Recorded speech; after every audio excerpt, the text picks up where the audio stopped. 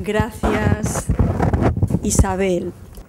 Gracias a Ama por haber pensado en mí. Yo no soy una persona importante, ni muchísimo menos. Vamos a comenzar para las personas, porque sé que en la sala hay mediadores, expertos, tanto o más que yo, pero también hay personas que han venido para tener su primer contacto con la mediación. ¿De dónde venimos? ¿Dónde estamos? ¿A dónde vamos? Vamos a reflexionar sobre estas tres preguntas. Los ADRs, los Alternative Dispute Resolutions, uno de los cuales es la mediación, se implantan en Estados Unidos en la época de los 40, empieza a tener gran auge en los 60 como el medio eficaz de resolución de controversias, y la mediación ha triunfado en el ámbito empresarial. Yo he visto miles de contratos hechos en los Estados Unidos entre empresas estadounidenses y empresas de otros países, y en todos los contratos que he visto hay una cláusula por la cual las partes se someten a la mediación, y en caso de que no lo puedan resolver o no puedan llegar a un acuerdo, entonces ya esto va 50-50, mitad-mitad. Una mitad de los contratos someten la resolución del conflicto a un árbitro que dictará un laudo que se impondrá a las partes y es de obligado cumplimiento, y otra parte lo somete a los tribunales, a la jurisdicción ordinaria. Los ADR comienzan en España en esa época en la que yo me fui, quiero decir, en Europa, en esa época en la que yo salí para San Francisco, pero de una manera muy lenta, es prácticamente desconocida, y hay mucha desconfianza por la mediación. Hay, en definitiva, una ausencia de la cultura de la mediación. ¿Dónde estamos ahora? Pues estamos en un momento muy importante, porque paso a paso hemos ido regulando la mediación de distintas maneras. Podemos entrar en la discusión en esto: por qué mediación familiar, intercultural, ahora civil y mercantil. ¿Y a dónde vamos? Quizá al final de la mesa redonda que comparto con excelentes ponentes y compañeros podemos llegar entre todos a una reflexión que nos diga realmente hacia dónde vamos. La mediación es flexible y los mediadores también. Entonces les he dicho que vamos a analizar tres preguntas, pues aquí van unas cuantas más. ¿Qué, cuándo, cómo y por qué? ¿Qué es la mediación? Hay cientos de definiciones, tantas o miles más, tantas como mediadores probablemente. Ahí va una: es un método pacífico de búsqueda de resolución de controversias mediante un acuerdo satisfactorio entre las partes a través de un profesional imparcial, que es el mediador o la mediadora. ¿Qué objetivos tiene? Ofrecer un espacio neutral donde las partes van a poder cooperar, respetarse, quizá por primera vez escucharse, acercar a las partes, identificar los intereses reales, buscar soluciones y buscar un acuerdo que sea plenamente satisfactorio para ambas partes, que sea justo y que sea legal. La mediación mercantil, entonces, pues en realidad no estamos inventando absolutamente nada. La mediación mercantil es la mediación. La mediación mercantil trata de resolver disputas pacíficamente resolver esas disputas, esos conflictos sobre temas mercantiles que están regulados en el Código de Comercio y sobre temas afines o análogos a las materias mercantiles y comerciales. Por lo tanto, la mayoría de los casos vamos a estar mediando temas entre empresarios y comerciantes, pero no solo esos, también todos los que circulan alrededor. Conflictos que se pueden generar en el ámbito de la empresa son innumerables.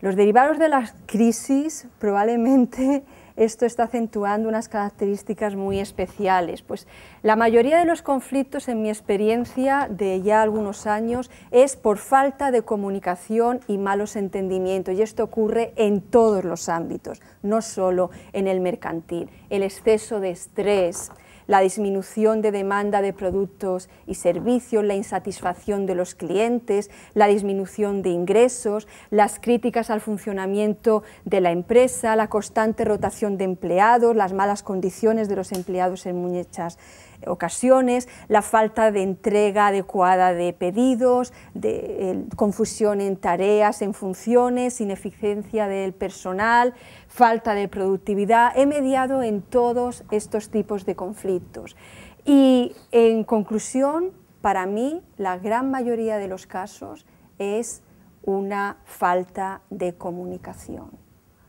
Tampoco es tan diferente la mediación mercantil de otro tipo de mediación. Pero vamos a pensar en qué está pensando una persona particular que tiene un conflicto con otra persona particular. 1000 cosas, pero una de ellas es: yo tengo razón, y empieza a justificarse el por qué esa persona tiene razón, y a ver qué consigo del otro.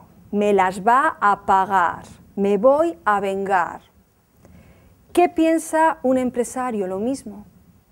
Pero además, para él es muy importante el prestigio, es muy importante el tiempo, él está centrado en las oportunidades de negocios, en los costes, en las previsiones contables, en la confidencialidad. Para los empresarios, las empresarias, esto es fundamental. ¿Cuándo un conflicto empresarial entonces es mediable? Las partes, si quieren continuar con la relación, hay muchas más posibilidades de que consigan llegar a un acuerdo satisfactorio a través de la mediación.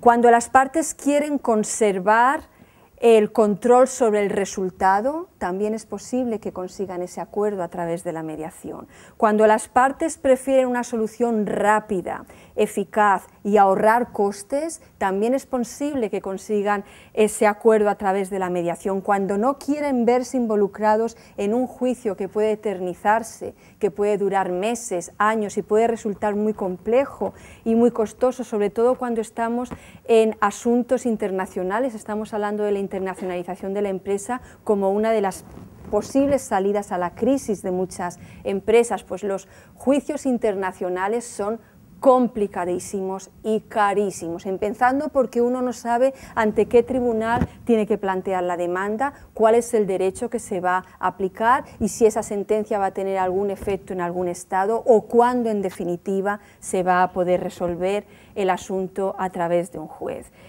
Cuando hay buenos argumentos de las dos partes tienen una situación de poder similar, no hay una que esté muy por encima de la otra, quieren mantener la confidencialidad y la causa del conflicto es una mala comunicación, piensen, en la mayoría de los casos es muy posible la mediación mercantil satisfactoria. Tipos de conflictos, Isabel ha hecho referencia a uno de ellos que es muy importante y es el conflicto dentro de la empresa. Y pensar en empresas familiares. Pero también el conflicto entre empresas, entre comerciantes.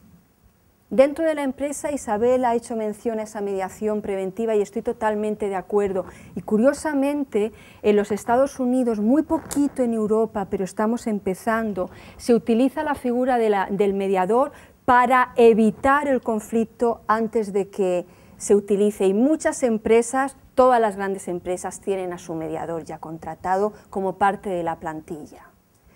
Y pequeñas, medianas empresas acuden al mediador para recibir ese consejo incluso cuando el empresario no sabe cómo afrontar una negociación estancada dentro de su propia empresa, llama a un mediador para que le aconseje, o cuando ya no es posible esa función preventiva porque se ha llegado al conflicto definitivo, el mediador es el que ayuda a las partes a llegar a ese acuerdo satisfactorio. ¿Qué puede hacer la mediación, por lo tanto, fuera de la empresa, en los conflictos fuera de la empresa? Pues la gran ventaja para un empresario es mucho más económico, es mucho más rápido, es mucho más confidencial. Y los empresarios es algo que valoran mucho, el beneficio de la eficacia, la economía y la satisfacción. Características de la mediación mercantil. En una mediación mercantil, muchas gracias, pero esto creo que es importante decirlo. En una mediación mercantil nos vamos a ver en muchas ocasiones con que las partes están representando a la empresa. Y a veces estas partes tienen intereses diferentes a los de la propia organización, y hay que saberlos identificar. La intervención activa de los abogados es clave. No he hecho ninguna mediación mercantil, y llevo muchas, en las que no haya aparecido un abogado representando a las partes, ninguna. Se dice que puede tener menor carga emocional que los conflictos familiares. Pues yo no estoy de acuerdo. Y en esta primera mediación que hice, y permíteme aunque agarre un minutito, porque creo que es interesante, muchas gracias. Cuando volvió esta persona, Richard y yo teníamos que hacer un caucus, algo que es muy frecuente en las mediaciones mercantiles, mucho más que en las otras, para averiguar emocionalmente qué había detrás de ese empresario. Y lo que había detrás de ese empresario es que fue precisamente el día que falleció su madre cuando tuvo la gran discusión con el otro empresario que quería romper las relaciones con él. Entonces él asemejaba y asimilaba ese conflicto a que por culpa de él falleció mi madre. Es interesante. En la mediación mercantil y en todas las mediaciones nos tenemos que asesorar de abogados, de técnicos y de psicólogos, incluso en la mediación mercantil. Aparte de que el mediador debe de estar muy bien formado, es algo que se va a discutir seguro, porque debe de saber gestionar el conflicto en todos los aspectos, y en todos los aspectos interdisciplinares y complejos del ser humano. Se dice, por lo tanto, que hay menor carga emocional. No siempre es cierto, tenemos que estar atentos a ello. Posibilidad de divergencia de intereses, interés por la confidencialidad siempre, y es muy posible que en una mediación única, sesión de todo un día, se resuelva el caso a través de un acuerdo satisfactorio. De todas las mediaciones que he hecho, digamos que el 90% se ha resuelto en un solo día. Posibilidad, además de hacer caucus, es más frecuente. En muchas mediaciones mercantiles nos hemos encontrado, perdón, me pide la secretaria de la mesa, perdón, la presidenta de la mesa y de la asociación, nuestra querida coordinadora, que explique lo que es el caucus. El caucus es algo clave para entender la mediación. En la mediación, el mediador escucha a las partes, si es posible, de forma conjunta. Cada una de ellas expresa las razones por las que, en su opinión, ha surgido el conflicto y mucho más.